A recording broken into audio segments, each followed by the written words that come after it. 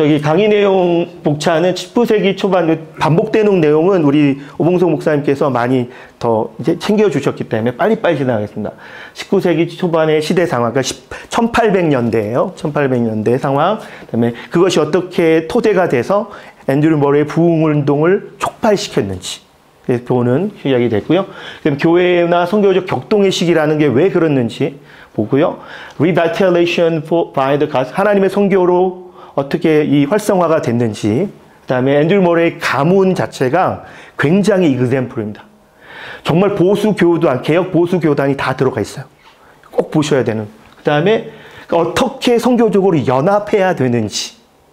이게 교단이 다른데, 예를 들면 앤드류 머레이의 아내 엠마 루트포드는 그 런던 선교회 멤버였어요.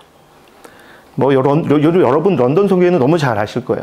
많은 선교를 이끌었고, 하여튼 그런 선교, 중국의 선교들을 이끌어 갔던 런던 선교회. 그다음에 이제 미셔너리 라이브에서 더치 리폼드 처치의 목사로서 선교적 삶을 살았던 앤드류 머레이. 그다음에 이제 케이프타운의 부흥을 다시 이끌었던 이 내용까지 저희가 그러니까 앤드류 머레이가 태어난 1828년, 그러니까 그 전부터 앤드류 아버지 때부터 그 케이프타운의 부흥 운동은 1860년 이후에 이제 시작이 돼서 1878년 뭐 이렇게 때 더 많이 일어났거든요. 여러분, 이제 사실은 우리가 이제 아프리카 역사를 보면 1887년, 80년대 금광 광물혁명이 일어나기 전까지는 굉장히 큰 부흥 운동이 일어나고, 광물혁명 이후에 격동의 시기 이후에 이제 아파테이크가 나오기 전에 단절된 모습이 나옵니다. 왜냐하면 그다음에 이제 앵글로 보호 전쟁으로 인해서 그 욕심에 의한 전쟁들이, 물질을 바라는 욕심에 의한 전쟁들로 인해서 굉장히 이런 좋은 흐름, 이 부흥운동들이 단절되는 아쉬움들이 나오는데, 그래서 이 부흥운동의 시기를 보면 우리들이 앞으로 가져가야 될 방향들도 나오리라고 생각이 듭니다. 이건 간단하게 제가 넘어갈게요.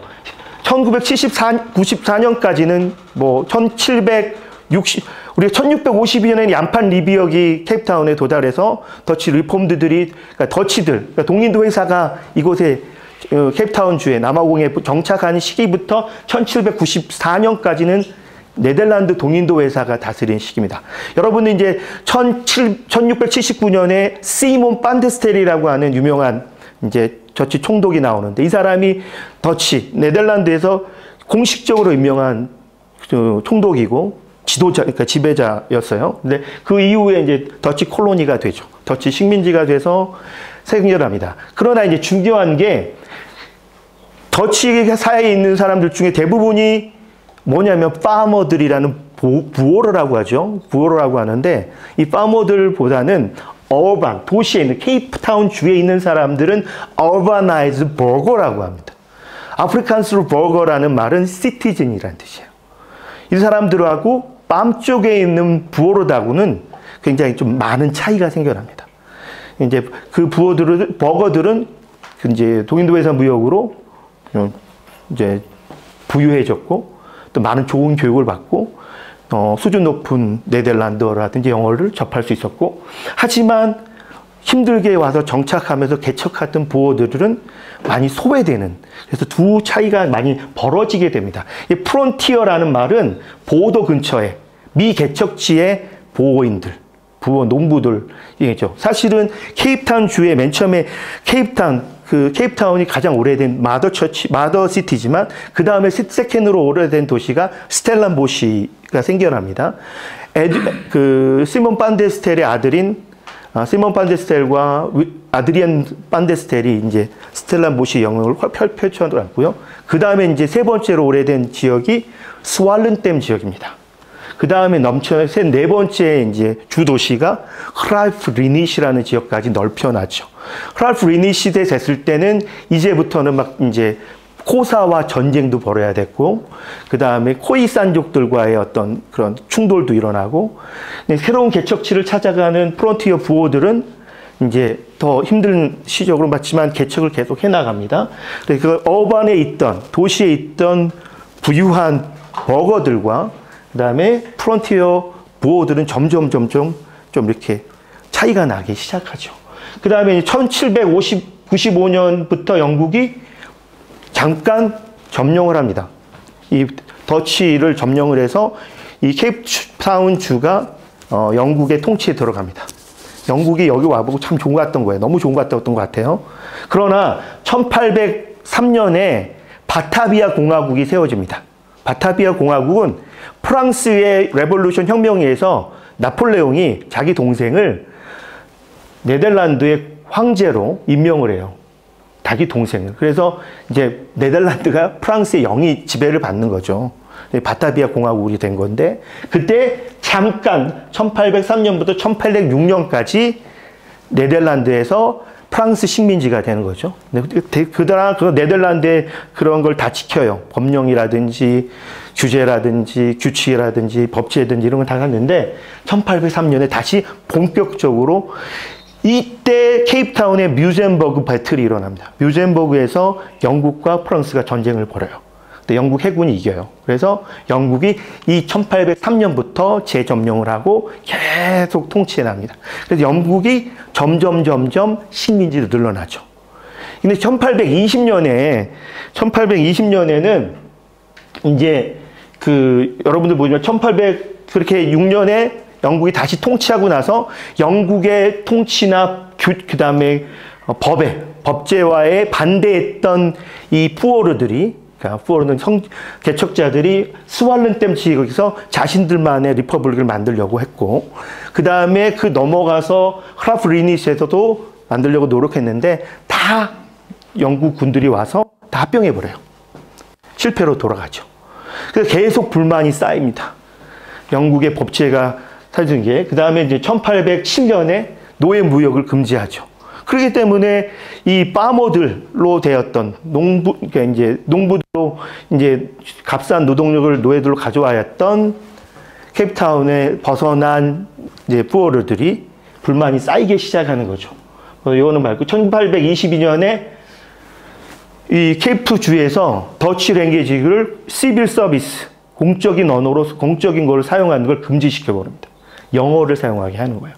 이게 이제 앵글리시에이션이라고 해서 영국화 시키는 거예요. 이 사람들을 영국 시민화 시키고 모든 것들을 영국 법제화 하는 거죠. 그래서 그다음 1834년에 영국 이 전체 식민지에서 이제 케이프타운 식민지뿐만 아니라 나중에 영국 군대가 가는 더반 지역에 나탈 이제 지역하고, 그다음에 영국의 시민들이 개척한 동네가 포트 엘리자베스 그 정도 하고, 여기 다 이제 케이프 콜로니 이후에는 노예제를 폐지하니까 거기에 반발한 이제 농업을 근간으로 했던 이 보호인들이, 푸어르들이 이제 푸어르 트래커를 시도를 하게 됩니다. 그래서 나타난 게 그레이 트랙이라고 하는 게 생겨났는데, 그 당시에 이런 케이프 콜로니에서부터 시작이 되는데, 그 당시에 이 그레이 트랙이 시작이 된 곳이 어디냐면 여기 크라프리닛이에요. 이 크라프리닛이 이제 왜 크라프리닛이 중요한 도시일까? 지금 여러분 더치 리폼드 처치의 발원지 같은, 성지 같은 곳이에요. 영국 더치 리폼드 처치 목사님들은 반드시 여기를 한번 방문합니다. 여러분 꼭 가보세요. 얼마나 멋지게 우람하고 더 멋지고 정말 교회를 너무 멋지게 지어놨는지. 앤드류 머레이 이후에 아버지가 목회했던 곳이고, 앤드류 머레이의 네 번째 동생인 찰리 머레이가 계속 목회하고 은퇴한 지역인데, 여기까지. 그래서 앤드류 머레이가 되게 웅장하고 더치 리폼드 처치의 그 화려함을 다 드러내는 교회가 이 시골 마을에 있습니다. 근데 이 시골 마을은 역사적으로 되게 중요한 것이, 이 크라프리니 그 다음에 그람스타운에서부터 또 여러분들 보시면 그레이 트랙이 시작이 되기 때문에 보호인들이 영적으로 각성하는 시기였습니다. 이게 잘 못하면 이 푸어르드라면은 프론트라는 뜻이거든요. 프론트라는 게 선각자, 선구자라는 의미예요. 선구자인데 트래커라는 외건을 타고 간 선구자들, 이렇게 생각하시면 되겠습니다. 근데 이 사람들이 여기 코사 사람들하고 전쟁도 벌이지만 나중에 줄루족 동족하고 블러드 리버 배틀도 막 여러 다 있습니다만, 사실 여러분들 프리토리아 사신 분들은 포로 트래크 메모리얼 모니먼트를 가보시면 그 웅장함을, 그들의 자부심, 신앙의 자부심, 자긍심, 또한 그 성경적인 내용을 다 도배되어 있는 성경 말씀과 내용, 그 사람들이 얼마나 자기들을 선민사상, 하나님이 택한 백성으로 생각했고, 가나안 전투를 하듯이 이 사람들이 전투를 합니다. 이방인족들하고 전쟁하는 것처럼 생각을 해요. 근데 이 클라이프 리니시에 있는 시작한 이 푸어르 트래커들은 대부분이 칼비니스트였어요. 칼빈주의자들이었어요. 그러니까 이 사람들이 왜 칼빈이었을까? 더치 리폼드 처치 영향도 있었지만, 또 한 가지는 이 위그노들이 1688년 우리 케이프타운에 정착한 위그노들, 성 바로테오 축사를 피해서 대규모로 동인도 회사 배를 타고 왔던 이 위그노들이 케이프타운 정착하고, 위그노들의 후손들이 다 아프리칸스로 흡수됩니다. 그래서 이 사람들이 대부분, 위그노들은 칼비니스트였어. 칼빈의 영향을 직접 받았던 사람들. 그래서 종교개혁에서 칼빈의 그 신앙을 그대로 전수받았던 이 사람들이 위그노들의 영향을 받습니다. 앤드류 머레이 어머니, 마리아 수잔나 스테그만. 이 마리아 수잔나 스테그만은 위그노와 루터란, 그러니까 루터교 아버지의 후예예요. 그래서 그 앤드류 머레이 가문은 위그노의 어떤 신앙관, 그 다음에 루터교의 어떤 신앙관도 자연히 흡수되는 아주 좋은 베이스를 만드는, 그리고 더치 리폼드 처치, 아버지는 스코틀랜드 장로교에서 받았던 이런 것들이 같이 함께 연합해서 영적인 어떤 좋은, 그러니까 앤드류 모레이가 세계적인 영성가로 책을 많이 낸 이유도 그 가문의 어떤 그런 영적인 흐름이 있었지 않았을까라는 생각이 듭니다. 그래서 뭐 그레이트 트랙은 그렇게 넘어가겠습니다. 그 다음에 푸어르 트래커, 이거 다 아시잖아요. 너무 웅장하고 하나님이 부어주신 상처 같은, 요거는 여러분들, 우리 프레토리아 하신 분들은 근데 다시 한번 가보세요. 이제 말씀을 보고 공부하면서 깊이 한번 가보시면 왜 그 사람들이 이런 신앙을 가졌어야 됐는지, 왜냐하면 새로운 개척지를 찾아가고 그 가나안 전쟁 같은 치열한 삶을 사는 사람들에게는 투철한 신앙관이 필요했습니다. 자신을 지키기 위해서, 가문을 지키기 위해서. 자녀들을 많이 낳았는데 교육할 장소는 없고, 자기들이 직접 가르쳐야 되는데 가르칠 내용은 없고, 성경으로만 가르칠 수밖에 없었던 그런 상황에서 이 사람들은 칼빈주의 영향을 많이 받고 삶을 절제화시킵니다. 칼빈주의자들은 대부분 보시면 위그노도 마찬가지지만 되게 검소하고, 그다음에 절제되고 되게 금욕적인 삶을 살아요. 그래서 여러분들 우리 남아공에 2004년까지 보시면 모든 그 가게들이 5시 닫고 뭐 도박하는 것도 없고, 술도 안, 금요일날 탁 치면 술도 안 팔고 굉장히 절제됐었거든요. 지금 많이 무너졌지만 그런 절제절삼은 이런 푸어르 트래커의 영향이 아닐까 생각됩니다. 이제 크라프 레닛이라는 도시는 여러분들 성지순례 하듯이 꼭 한번 갔으면 좋겠어요. 남아공에 계시는 선교사님들이라면 이런 왜 이 영적인 흐름이 여기서 시작이 됐는지, 앤드류 머레이의 가문이 어떻게 목회를 하면서 이 더치 리폼드의 근간을 만들었는지, 이런 비슷한 교회들이 많이 생겨납니다.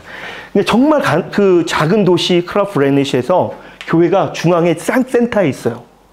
들어가면서 너무 놀랐어요. 너무 웅장하고, 이런 도시, 작은 도시에 이렇게 있을까?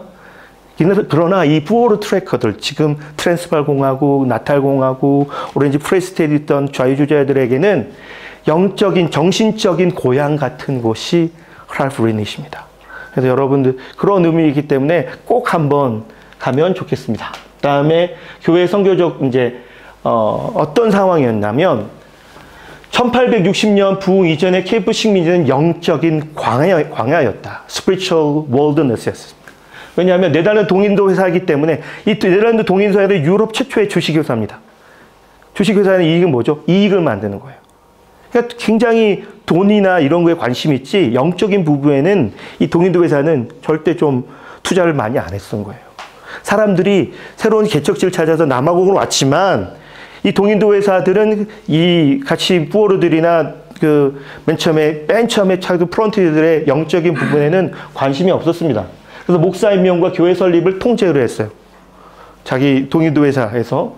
그리고 1500년 동안은, 그러니까 1700년도 초반부터, 아니 1700 중년부터 1500년 동안은 케이프타운 반경에 130km 이내에 회중이 5개밖에 없다는 거예요. 교회 모임이 5개밖에 없었어요.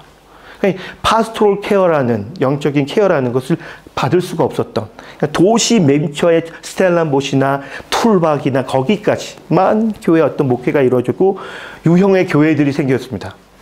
그 다음에 대부분의 농부와 트랙 부어들은 목회 지도나 종교 예배의 기회를 갖지 못했다. 이게 얼마나 심각한 거냐면 결혼할 때도 우리 목사님이 필요했고 그들 사회에서는 세례식도 필요했고 그 다음에 죽으면 장례 집전도 해야 되는데 이런 걸 할 때 목사들이 필요했는데 목사가 없었던 거예요. 130개월 같이. 그러니까 정말 사람들이 금욕적으로 어떤 칼빈주의의 영향을 받아 교육됐지만 이런 종교적인 어떤 예배 기회나 그 예배에 대한 열망들을 갖지 못했던 정말 광야 같은 시대를 살았던 거죠. 회중의 일반 성도가 강단에서, 근데 되게 우스운 건 뭐냐면 여러분들 이 아프리칸스라는 말은 네덜란드어로만 된 게 아니에요. 다른 언어들도 많이 영향을 받습니다.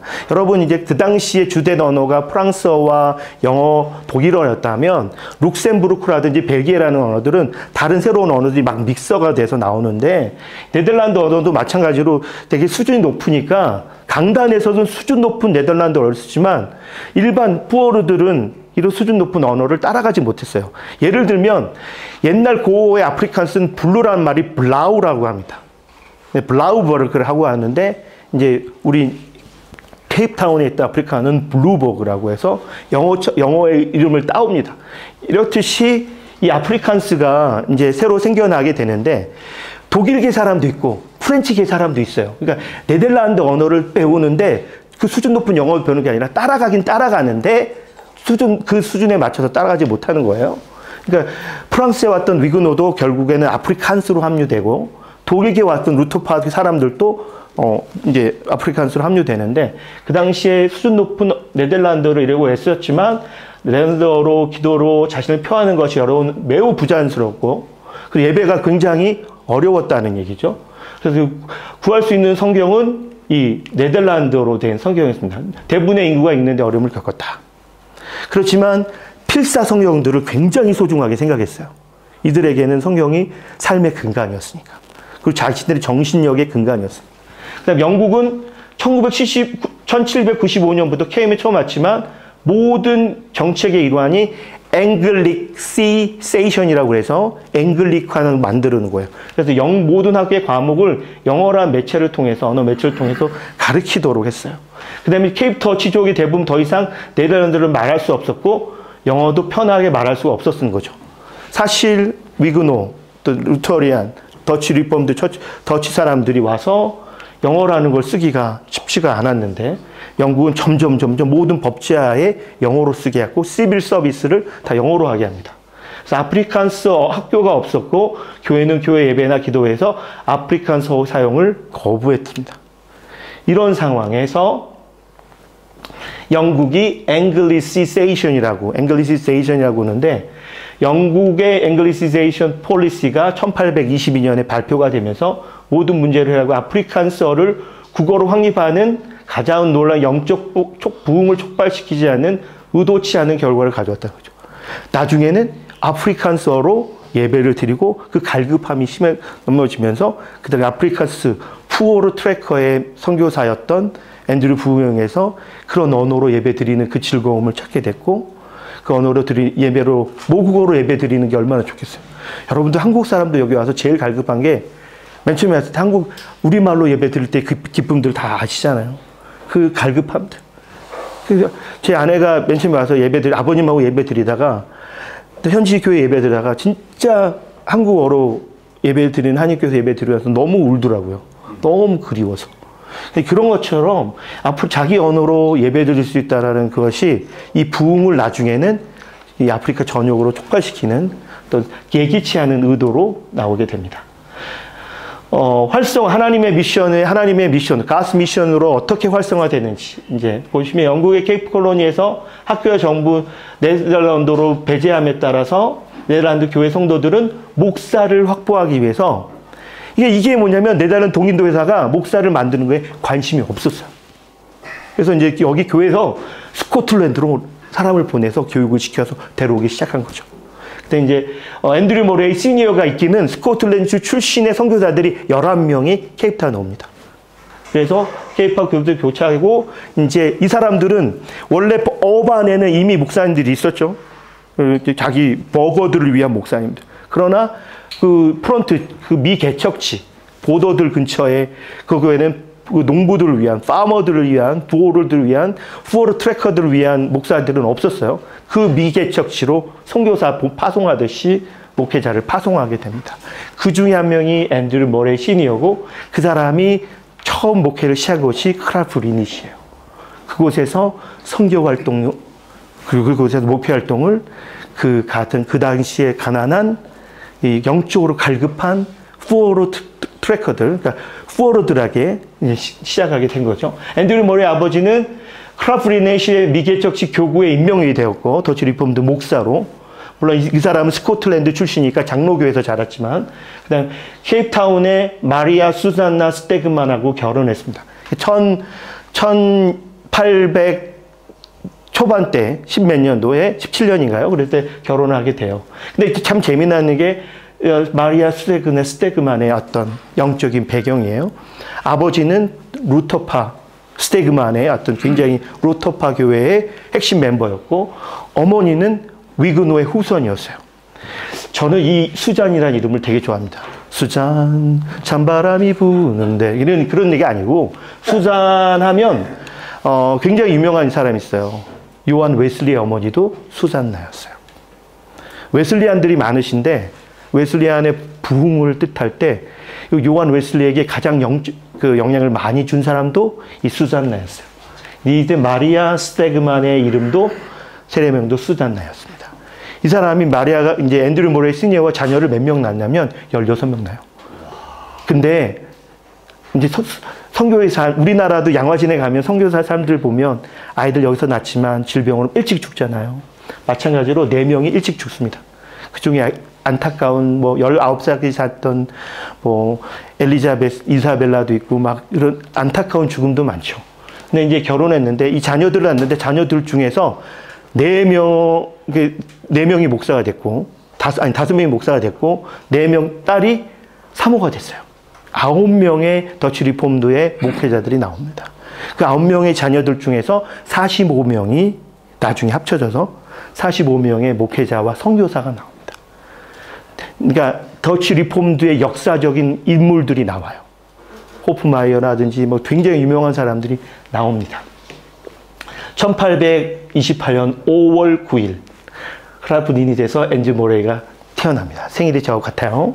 그 다음에 흑캡 콜로니의 영국 정부가 예상하지 못했던 것들은 진짜 이 영국 정부가 이 스코틀랜드에서 목사들 데려오는 것을 데려와봐. 그 사람들 아프리칸스 하겠어? 이렇게 생각을 했어요. 그래서 쟤네들 제대로 목회를 하겠어? 이제 했는데 이 스코틀랜드 사람들이 네덜란드 아프리칸스를 배우고 케이프 더치를 영어로 변환하는 대신에 아프리카언서가 하나님께서 활력을 불어넣는 사용되리라는 것을 이 영국 정부는, 케이프 콜로니의 영국 정부들은 몰랐던 거죠. 그러나 뜻하지 않게 이 스코틀랜드의 장교교였던 선교사들이 아프리카언서를 정말 제대로 배웁니다. 그래서 앤드류 모레이는 1828년 5월 9일 태어났는데 10살 되던 해 1838년에 그 영국 스코틀랜드 에드버딘으로 보내집니다. 그때 누가 이 앤드류 모레이를 키웠냐면 앤드류 모레이 시니어의 그 동생인 작은 아버지죠. 엉클인 삼촌이 존 모레이 목사님이, 근데 이분은 스코틀랜드 장로교 목사님이셨어요. 이분이 이 17년 동안 얘들을 유학을 다 서포트 해주고 이 10대부터 홈스테이를 해주는 거죠. 다 키워줍니다. 영적으로. 그러니까 자동적으로 앤드류 모레이는 장로교의 영향을 받고 자랐어요. 그리고 그들의 신앙을 무련 전례없는 발전을 이어갔다. 이게 하나님께서 이 아프리칸스를 사용하셔서 하신 겁니다. 앤드류 모레이가 10세 되전에 초기 경영과 함께 존 모레이, 스텔란보시 그 테올로지컬 세미나를 시작한 존 모레이와 함께 보내집니다. 삼촌이냐 장로인 목사 존 모레이 시니어가 가족에서 7년 유학을 성장하게 됩니다. 두 사람들은 모두 1845년 석사기를 출석해서 그곳에 머물렀다가 어디로 가냐면 다시, 근데 보면 되게 중요한 거예요. 그래서 스코틀랜드 교회 부흥을 보게 돼요. 그 당시에 스코틀랜드 장로교회 부흥들을 직접 경험하게 됩니다. 그리고 로버트 머레이라는 그 목사님, 스코틀랜드 목사님에게 영향을 또 많이 받고 교육을 받고, 여기 윌리엄 번스라고 하는 위대한 선교사, 중국에 간 런던 선교회의 선교사입니다. 런던 미셔너리 소사이어티 출신으로 중국의 선교 붐을 일으켰던 이 윌리엄 번과도 좋은 교제를 가집니다. 이게 되게 중요해요. 나중에 앤드류 모레이가 아내도 런던 미셔너리 소사이어티의 멤버였던 아내를 어디든지 영향을 받게 되는 거죠. 그곳에서 둘 다 위트레이트라고 하는 네덜란드 신학대학에 다시 가서 공부를 하게 합니다. 신학을 또 공부를 해요. 석사 끝나는 동시에. 왜 갔을까? 자신들의 언어인 아프리칸스어를 더 잘하기 위해서 더치로 가서 공부를 합니다. 근데 이 사람들이 더치로 공부를 가러 갔을 때 또 좋은 만남을 갖는 게 바로 하레버레이유 베이유라고 하는 이제 여러분 여기 보시면 리비에 이게 부어로 베이유라는 뜻인데 레베이유라는 게 뭐냐면 부흥이라는 뜻이에요. 근데 아프리칸스 그러니까 네덜란드는 헤레베이유라고 합니다. 헤레베이유는 그 당시에 네덜란드에 유행했던 합리주의의 좀 리버럴한 합리주의에 반대하는 종교 부흥 운동인 헤레베이유의 회원이 되었고 그 영향을 받습니다. 그래서 리바이벌, 그 다음에 성령운동, 기도운동에 대한 것들을 영감을 많이 받게 되고 영향을 받게 된 거죠. 사실은 앤드류 모레이의 부흥운동의 성령운동, 기도운동들은 이 흐름들을 자기도 어느 정도 영향들을 경험했기 때문에 우리 자랐을 때는 10대 때는 스코틀랜드 장로교회 부흥을 경험했고 공부를 끝나고 나서 또 네덜란드로 돌아갔을 때는 성령운동, 종교 부흥원들 헤레베이유를 또 경험하게 됩니다. 거기 멤버들과 함께 교제하면서 다시 한번 부흥을 몸소 체험하고 이 부흥에 얼마나 영적인 부흥이 필요한가를 느끼게 되는 거죠. 그래서 안수를 받고 다시 케이프타운으로 돌아옵니다. 1848년 5월 9일 자기 생일날 20회 생일날 목사 안수를 받는 거예요. 얼마나 좋았을까. 자기 20대 생일날 목사 안수를 받고 케이프타운으로 돌아오게 됩니다. 앤드류 모레이 가문 이거 되게 중요해요. 아버지 앤드류 모레이는 스코틀 장로교에서 자라서 더치 리폼드 처치로 파송한 최초의 선교사. MK죠. 어머니 마리아 수자나 스테그만은 프렌치 위그노트와 저먼 루터란의 후손. 그런 영적인 어떤 좋은 배경들. 그 다음에 아내 엠마 루터포드 머레이는 런던 미셔너리 소사이어티의 멤버. 그 해인 존 머레이는 스텔란보시 테올로지컬 세미나르를 퀵스쿨을 스타튼 창설한 호프 메이어 리틀링 호프 교수와 함께 시작한 사람. 그리고 나중에 앤드류 모레이도 위그노 대학을 웰링턴에다 만들어요. 위그노 대학까지 만들고 그의 후예들이 선교사 양성학교로 만듭니다. 이게 되게 재미난 게 뭐냐면 형은 신학교를 만들었지만 앤드류 모레이는 선교사와 교사를 양육하는 학교를 만듭니다. 그래서 선교사 양성을 위한 학교를 만든 거예요. 자기가 선교사로 살았기 때문에.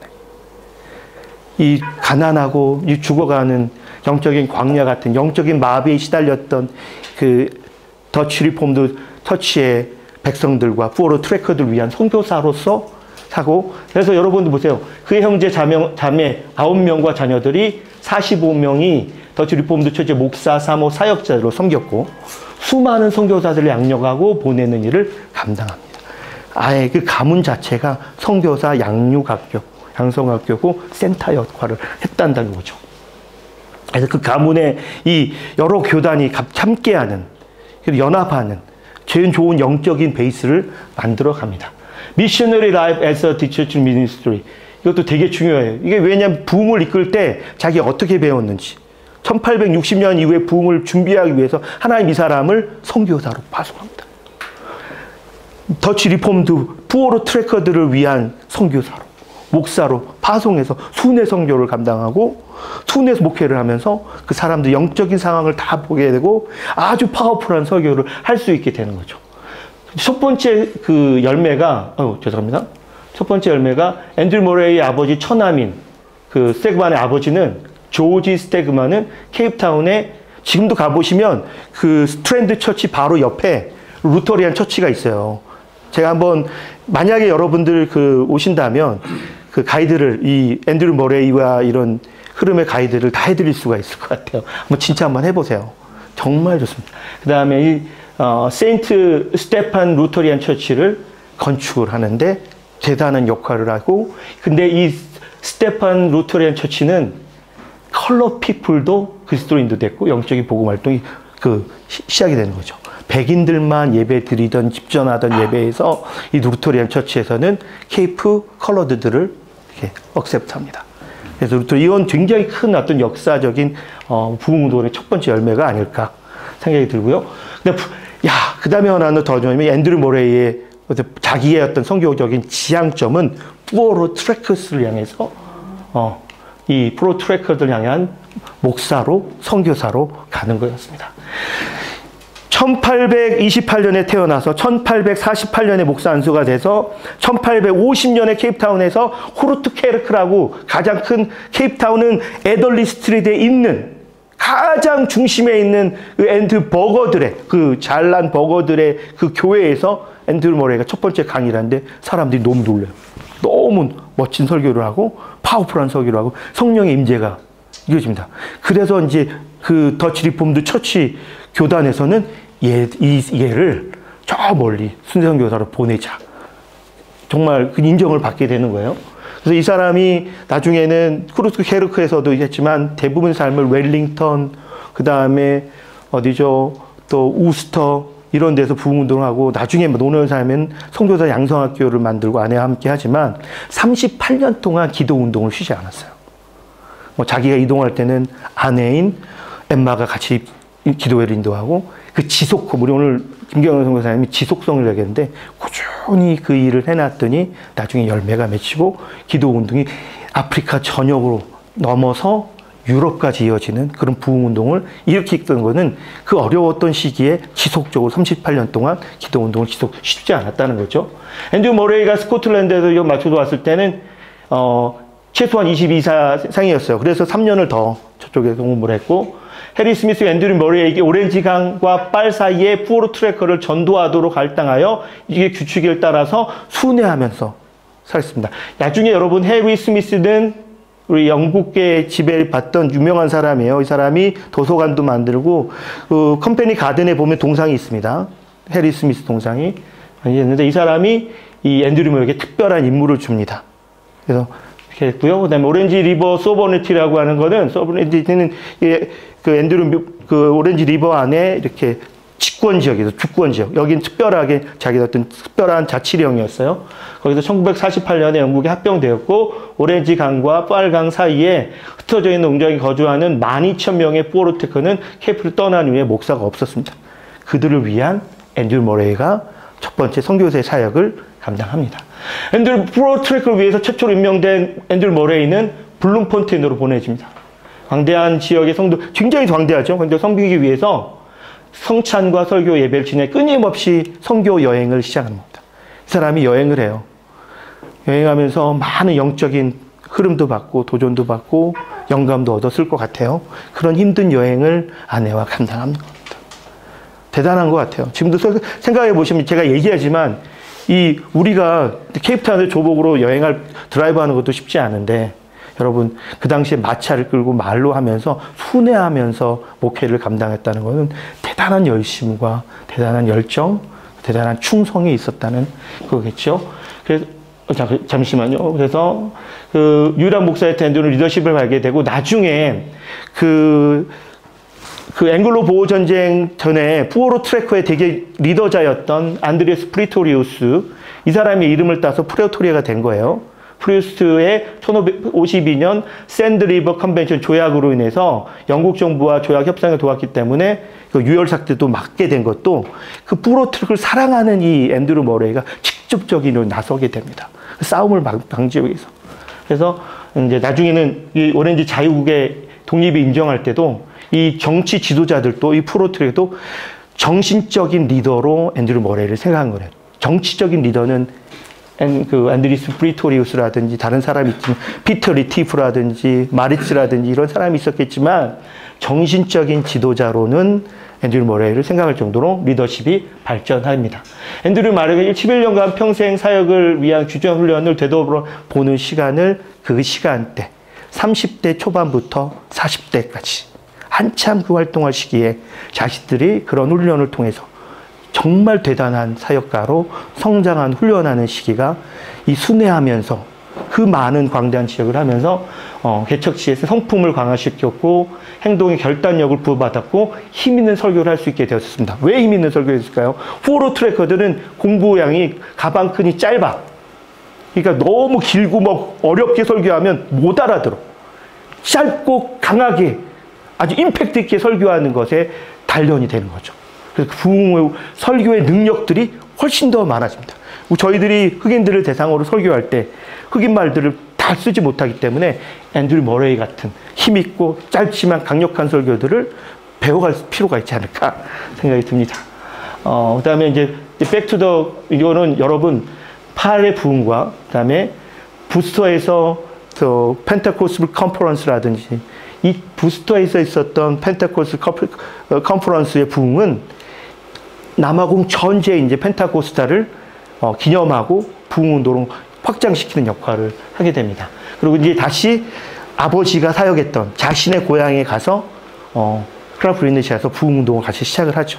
동생 찰리와 함께 시작합니다. 네, 그리고 사진들 보시면 지금 이 앤드류 머레가 세운 위그노 대학이에요. 웰링턴에 있습니다. 웰링턴을 케이프타운 가시면 하루 꼭 방문하셨으면 좋겠어요. 웰링턴의 앤드류 머레 기념교회도 정말 웅장하고 거기에 앤드류 머레의 동상이 있어요. 앤드류 머레의 그 품성을 잘 보여주는 동상이 있고요. 앤드류 머레는 세운 학교. 제가 그래서 너무 여기를 자주 방문하면서 저희 집에 홈스타이던 다니엘이라는 친구를 이 학교에 입학시켰어요. 공부하다 신학교로. 근데 이 학교에 대해서 좀 알게 됐는데 이 학교는 앤드류 머레이와 아내인 엠마 루더포드가 자신의 열정, 마지막 노년의 삶에 모든 것을 쏟아부어서 앤드류 모레이는 선교사들을 양육하고 엠마 루더포드는 교사들, 교사들, 여자들을 여학교부터 시작했어요. 여자들 대상으로 한 교육하는 교사 양육학교로 시작하게 됩니다. 그래서 이것들이 지금도 이런 것들이 앤드류 머레이 시대 등을 잘 보존이 되어 있습니다. 제가 이제 그 코로나 시대 앤드류 머레이 생가인 여기 앤드류 머레이 하우스로 헤이스 메레이라고 되는데 앤드류 머레이 생가도 잘 보존이 됐고요. 그다음에 앤드류 머레이가 세운 위그노 대학도 지금 위그노 대학이 스텔라보시는 주류 대학, 더치 리폼드 처치의 어떤 메인 처치로 신학으로 돼 있고 프로체스론, 프리스테어도 되지만 여기는 조금 외면받습니다. 이름도 위그노인데다가 그리고 나중에 이제 교사 양육학교, 선교사 양육학교사라서 아파트 시대 이후로 조금 더 이제 1900년대, 60년, 70년대 이후로 계속 약화되는 것 같아서 아쉽습니다. 그다음에 앤드류 모레이 기념교회 웰링턴에 있는 이 모습을 보시면 되겠고요. 앤드류 모레이가 1820, 1917년까지 굉장히 하나님 이 사람에게 건강을 주셨어요. 오래 살았습니다. 거의 90년 살았잖아요. 굉장히 오래 살았는데 그 형도 58세에 죽고 일찍들 돌아가셨지만 앤드류 모레이는 건강을 잘 지켰던 것 같아요. 앤드류 모레이의 동상이 이거는 어디에 있냐면 웰링턴에 있고요. 이 웰링턴 교회에 있고요. 그 다음에 이게 호르투케르크라고 케이프타운 시내에 있는 조금 앤드류 모레이가 젊을 때 설교를 처음 하고 나중에 와서 케이프타운에서 계속 몇 번씩 인기가 있으니까 이제 강사로 불러서 설교도 하지만 이 사람이 직접 사역했던 곳은 부스터, 그 다음에 웰링턴, 그 다음에 저기 넘어서 크라프 리니시까지. 원래 이제 버거들이 잘 살고 있는 마더 처치는 신학교를 세웠던 존 머레이와 니틀링 호프라든지 호프 메이어라든지 이런 교수님들이 이에서 그렇게 강했지만 시골의 외곽에 있는 부흥하는 교회들을 만든 사람은 오히려 거기에 영혼들을 관심이 있는 사람들은 앤드류 머레이였습니다.